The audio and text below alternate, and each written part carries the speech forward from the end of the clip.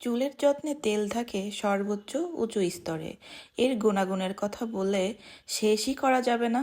তবে এই সাধারণ তেলের সাথে আরও কিছু সাধারণ উপাদান মিশিয়ে এর গুণাগুণ কিন্তু আরও অনেক বেশি বাড়িয়ে নেওয়া যায়।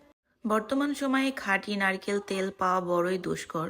তবে আমি এখানে আড়ংয়ের যে নারকেল তেল পাওয়া যায় সেটাই নিয়েছি। তবে এটা শীতকালে জমে থাকে, তো গরম পানির মধ্যে দিয়ে রেখে আমি এটা স্বাভাবিক তাপমাত্রায় এনে নিয়েছি।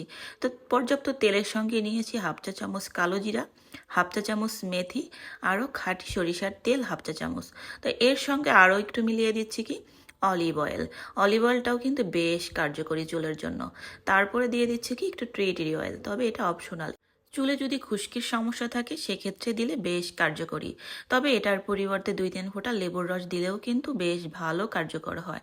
তো এই সব কিছু একসঙ্গে মিলিয়ে নিয়ে প্রায় আধা ঘন্টা 1 ঘন্টা এরকম রেস্টে রেখে দিয়ে অ্যাপ্লাইয়ের আগে একটু গরম করে নিলেই কিন্তু বেশ ভালো কার্যকরী একটা তেল তৈরি হয়ে যায়। তো এরই মাঝে আমি তেলটা রেডি করে এনে আমার ঘরে এমন একটা বুড়ি আছে, তো এই বুড়ির চুলে আর কি দিয়ে দিব। শুধু বুড়ি না, এই তেলটা আমিও ব্যবহার করে থাকি। এই তেলটা আমি বেশ কিছুদিন ধরেই ব্যবহার করে আসছি, তবে বেশ ভালো ফলাফল পাচ্ছি।